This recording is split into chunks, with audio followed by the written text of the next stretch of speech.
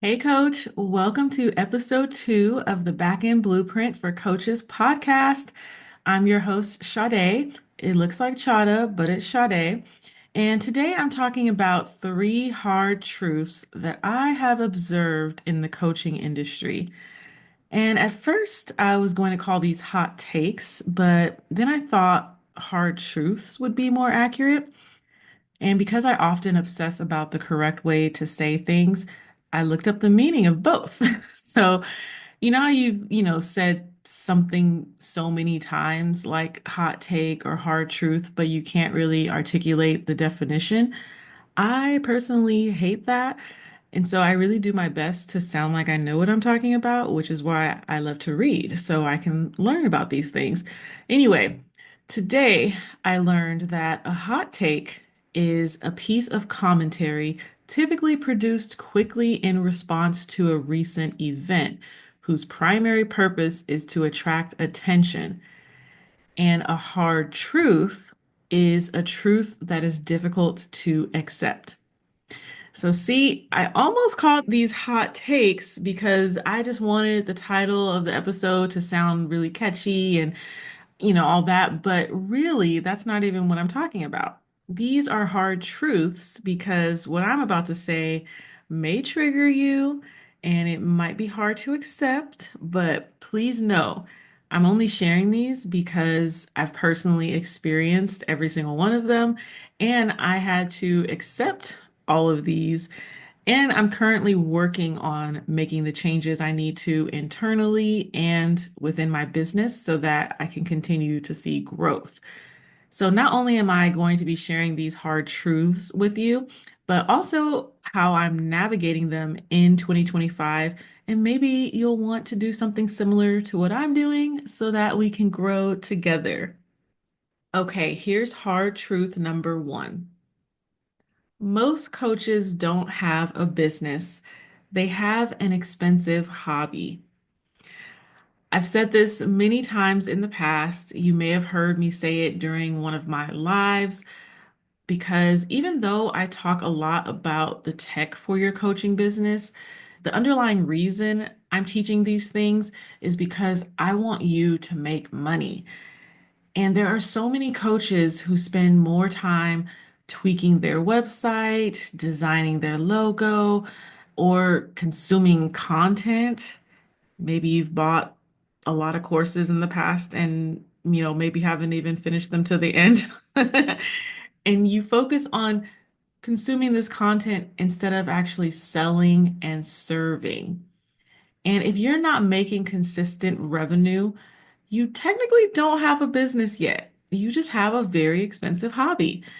And I unfortunately have struggled with this myself, especially in 2024, which is why you saw me fall off for a little bit if you were, following my online journey, because I had to recalibrate what I was doing with my business and how to get it back in alignment with my desires so that it wasn't just some expensive hobby that I was doing every night and weekend.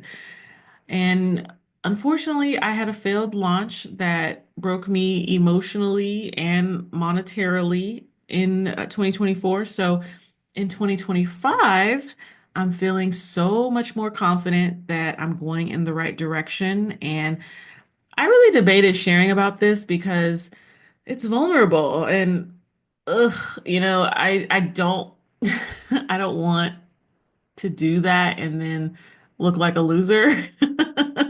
But I have to remember that, or I have to remind myself that I love when I see coaches and other entrepreneurs that I follow who are vulnerable and who have that courage and who share, all the good sides of business, but also share the not so pretty sides of entrepreneurship. So, me seeing them share their stories has really, encouraged me. And that's really one of the reasons I created this podcast because I want it to be helpful and a good resource for you as a coach and not just some vanity project for myself, to make me look good. So, what am I specifically doing this year? Fortunately, I have worked with a handful of amazing business coaches that have really helped me tremendously on my journey. I technically hired my first one back in 2020. And this year, I decided I'm going to follow Maria Wentz coaching that I've received. And she has something called the five ones. I don't know if she calls it a formula or just like the five ones strategy. And I've been a part of her group coaching program in the past, and I have all of her courses. And I realized that I had really deviated from a lot of what she taught me. And it wasn't even on purpose. I just, lost my way a little bit or a lot of bit because, like I mentioned before, and I even talked about it in the last episode, I was consuming way too much content last year, and I was not focused on actually implementing what I had already learned and then, making the necessary tweaks. So here are the five ones. And, she has a YouTube video on this, so I'm not sharing anything that I shouldn't be sharing because that is not cool to, take someone's paid course or, their intellectual property and then just share it willy-nilly. Like I do not play that. So this is public information on her YouTube channel, but obviously she dives so much deeper into it in her programs and how to apply them. The five ones is when you focus on one target market, one problem solved, one system for getting clients, one offer for 1 year. And you do this until you hit six figures. So ideally, you will be hitting six figures in 1 year or less. You know, Fortunately, I have made money in my business. I'm not just, making zero, but I'm not at the consistent six figures that I really desire to see. For one, so that I can, hit my financial goals and eventually, be a millionaire, but also so I can quit my day job because I'm grateful for it. Let me make that clear. Thank you, God. I'm grateful to have a job in these trying times. But my dream is to be an entrepreneur. And like I said, I lost my way a bit. So I really feel like coming back to this strategy that I really resonate with is going to help me this year so that I don't just have this expensive hobby. Okay. So let me share what my five ones are. So one target market is coaches.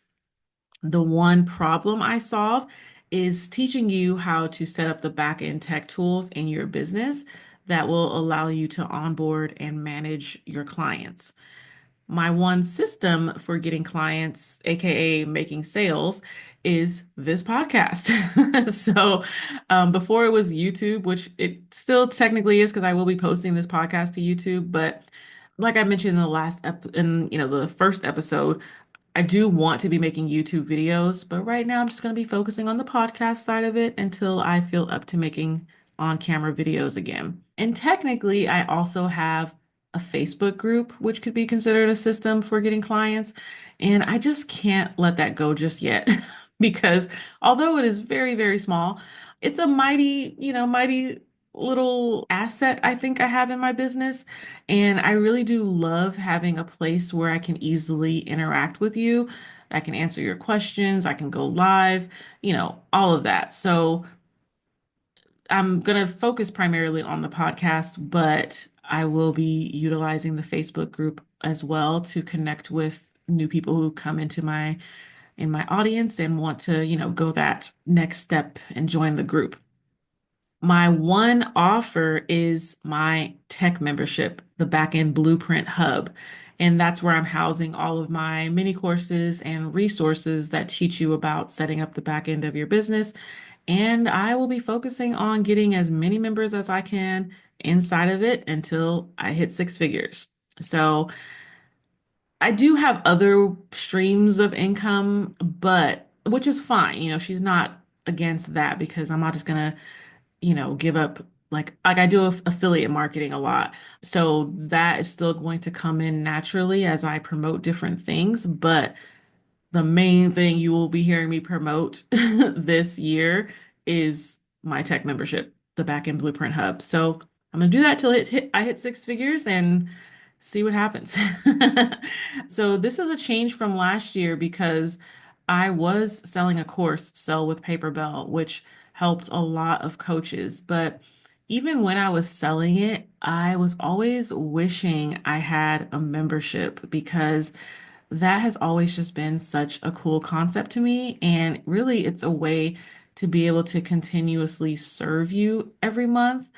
But I had so many limiting beliefs about whether I could actually grow it to six figures because, a membership is technically cheaper than a course. And I just wasn't able to see or believe that I could achieve those numbers, with such a small audience. So it seemed really daunting, and honestly, it still does. But because I was not in alignment with the course offer and the pricing that I had, it just wasn't making enough money. And like I said, my last launch proved that it was not my best launch.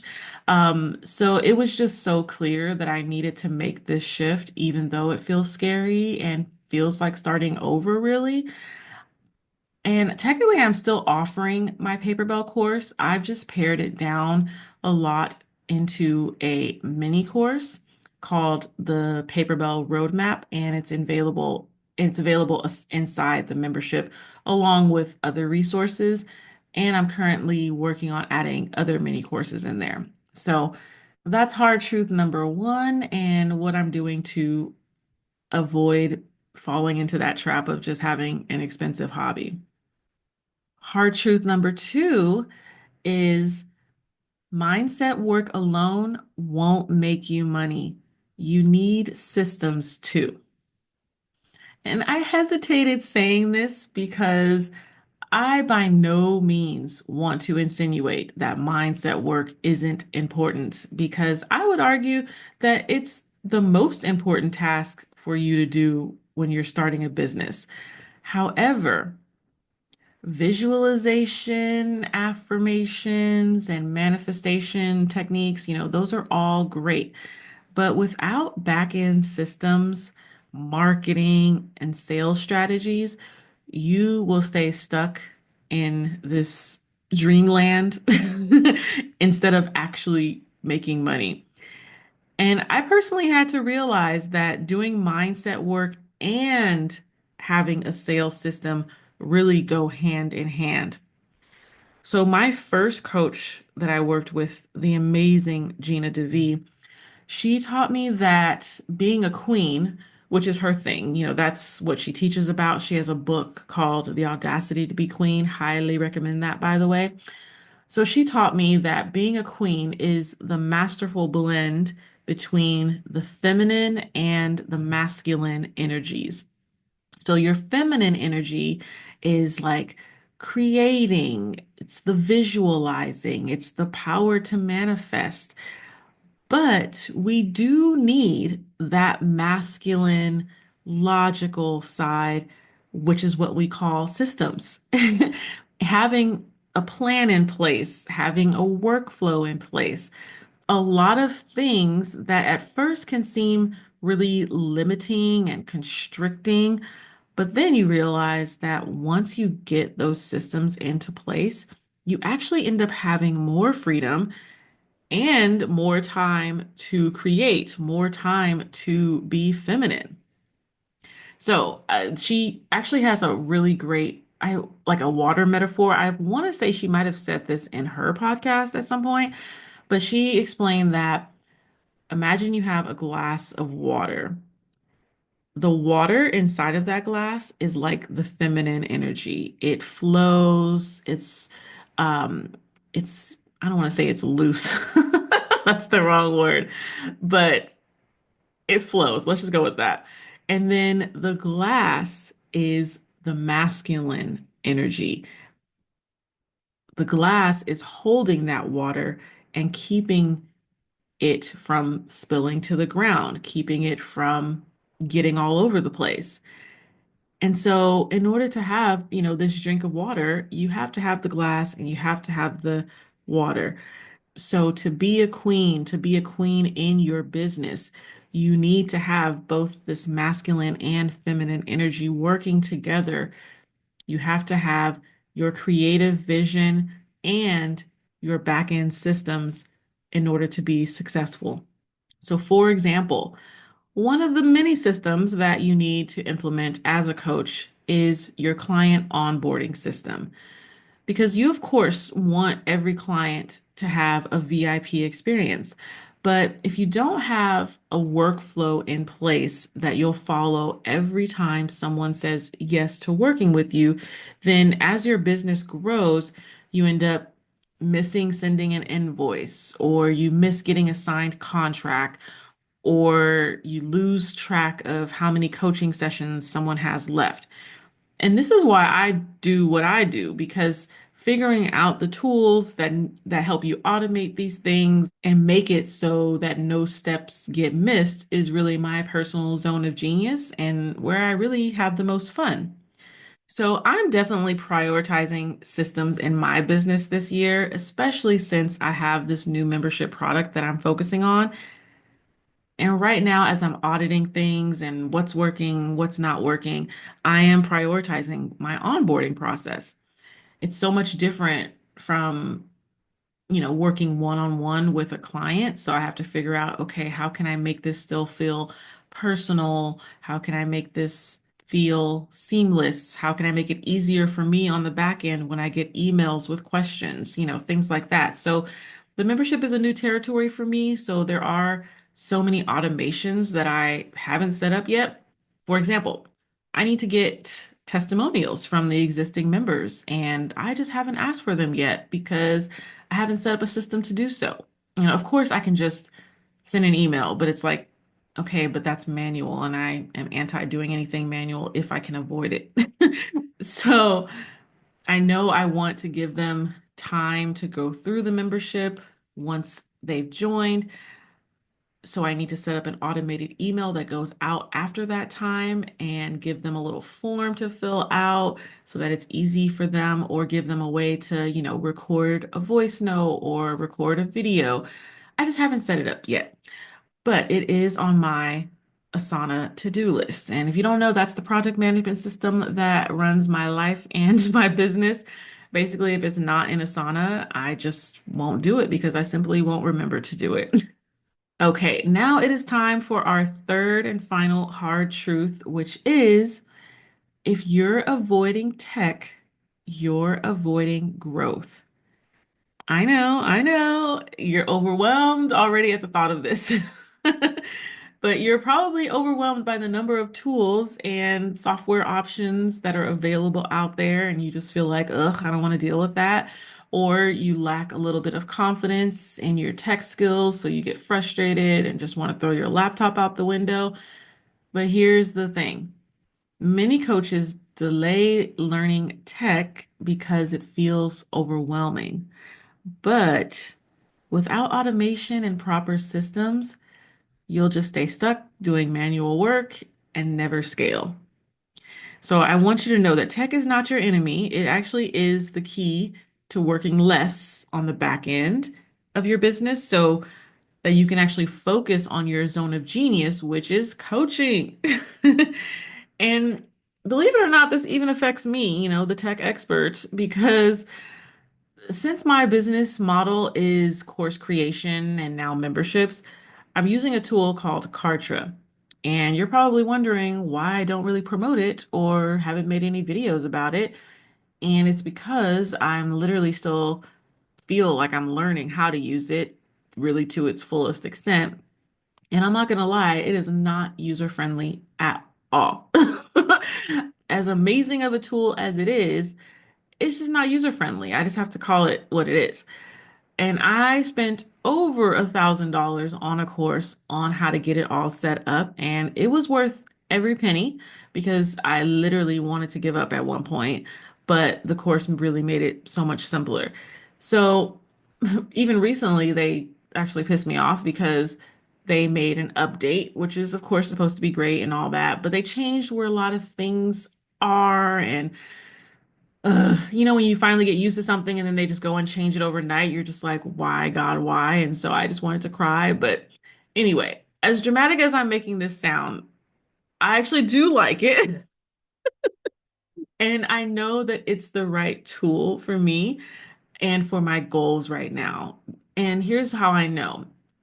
First of all, I get compliments all the time on my course that I used to sell, as well as the membership that I've created.